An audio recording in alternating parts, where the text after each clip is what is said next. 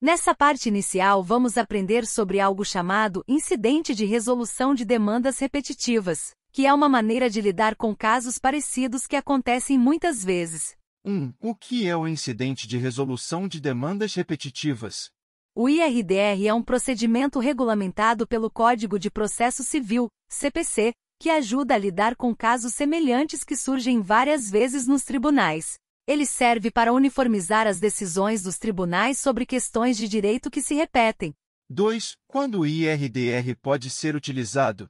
Para o IRDR ser aplicado, é necessário que sejam cumpridos dois requisitos ao mesmo tempo. Há vários processos repetitivos que discutem a mesma questão de direito. Existe o risco de prejudicar a igualdade e a segurança jurídica. 3. Participantes e procedimento do IRDR. As partes podem desistir do processo, mas isso não impede que o incidente seja analisado. O Ministério Público, se não foi o autor do pedido, deve participar se houver desistência. O IRDR não pode ser iniciado preventivamente, ou seja, deve haver casos reais antes de ser aplicado. 4. Quem pode solicitar o IRDR?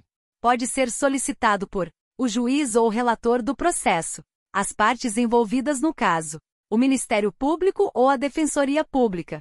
5. O papel do tribunal e julgamento. O pedido é enviado ao presidente do tribunal. O tribunal decide quem vai julgar o incidente. O julgamento do IRDR deve acontecer em até 1 ano, com preferência sobre outros processos. 6. Divulgação e publicidade. A decisão do IRDR deve ser divulgada amplamente. O Conselho Nacional de Justiça deve ser informado e manter um registro eletrônico das questões envolvidas. 7. Outros detalhes importantes. Se o IRDR não for aceito, o caso volta ao Tribunal Inferior para continuar o processo. Tribunais superiores não podem julgar o IRDR originariamente, apenas em recursos. Vamos conversar agora sobre a tramitação do incidente admitido. Após a admissão do IRDR, o relator do processo toma algumas medidas importantes. 1.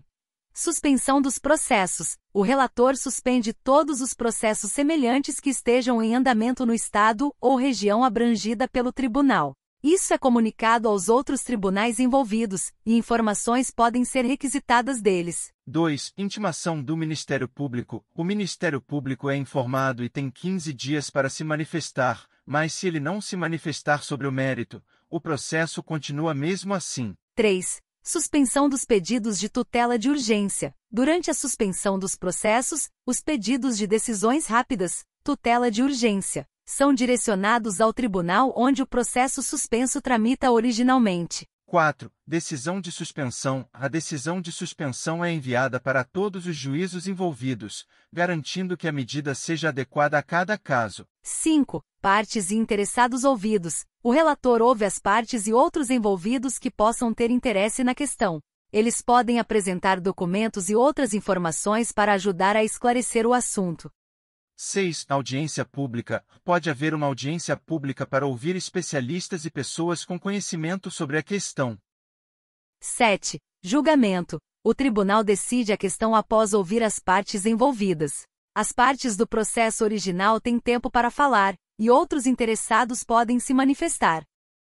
É hora de falarmos sobre a decisão e a aplicação da tese. Após o julgamento do IRDR, a tese jurídica fixada deve ser aplicada da seguinte forma: a todos os processos em andamento sobre a mesma questão de direito na área do tribunal, inclusive em juizados especiais. A casos futuros que tratem da mesma questão de direito na mesma região, a menos que haja revisão do entendimento. Se a tese não for aplicada, é possível entrar com uma reclamação. A tese também pode ser comunicada a órgãos reguladores, se envolver questões de prestação de serviços regulados. É importante ressaltar que a tese estabelecida no IRDR também vale para casos futuros na mesma região, e se houver um recurso ao Supremo Tribunal Federal ou ao Superior Tribunal de Justiça, a decisão deles sobre a questão deve ser aplicada a todos os casos similares no Brasil. Esse processo ajuda a garantir a consistência e a uniformidade nas decisões legais sobre questões repetitivas.